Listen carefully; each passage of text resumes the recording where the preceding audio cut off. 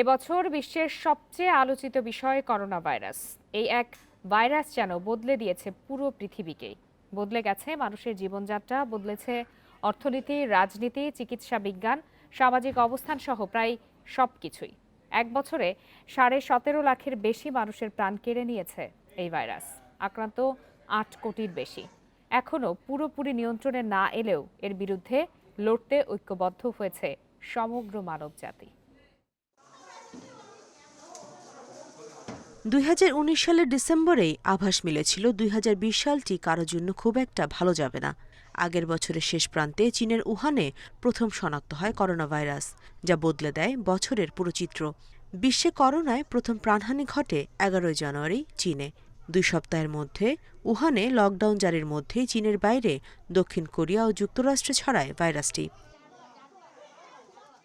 অসম্ভব দ্রুতগতিতে বিশ্বজুড়ে ছড়িয়ে পড়া ভাইরাসটি ভারতে নিজের অস্তিত্ব জানান দেয় 30 জানুয়ারি। 11 ফেব্রুয়ারি ভাইরাস আক্রান্ত রোগকে কোভিড-19 নাম দেওয়ার মাসখানেকের মধ্যেই একে বৈশ্বিক মহামারী ঘোষণা দেয় বিশ্ব স্বাস্থ্য সংস্থা। সংক্রমণ রুখতে মার্চ থেকেই দফায় দফায় লকডাউন জারি করতে বাধ্য হয় প্রতিটি দেশের সরকার। করোনার উৎপত্তিস্থল উহানে কয়েক মাসের মধ্যে পরিস্থিতি নিয়ন্ত্রণে এলেও এখনও হিমশিম খাচ্ছে গোটা বিশ্ব। সবচেয়ে বেশি বিপর্যস্ত যুক্তরাষ্ট্র ও ইউরোপ। প্রথম ধাপে সংক্রমণ নিয়ন্ত্রণে মোটামুটি সফল হলেও দ্বিতীয় ধাপে গিয়ে ভাইরাসের বিরুদ্ধে যুদ্ধে খুব একটা সুবিধা করা যাচ্ছে না। কোনো কোনো দেশে দেখা দিয়েছে তৃতীয় ধাপে সংক্রমণও। লকডাউন, মাস্ক পরা, সামাজিক দূরত্ব নিশ্চিত সহ স্বাস্থ্যবিধি মেনে চলতে বাড়তি কড়াকড়ির পরও প্রায় প্রতিদিনই বিশ্বে করোনা সংক্রমণ ও মৃত্যুর রেকর্ড হচ্ছে।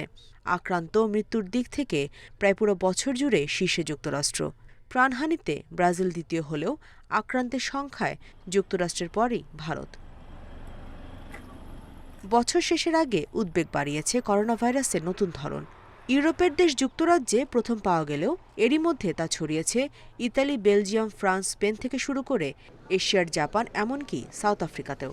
আগের ভাইরাসের তুলনায় 70% দ্রুত গতিতে ছড়াতে সক্ষম নতুন ধরন যেন এই বার্তাই দিচ্ছে 2021 সালেও ভাইরাসের বিরুদ্ধে লড়াই চলবেই। Nusrat Serin, independent news.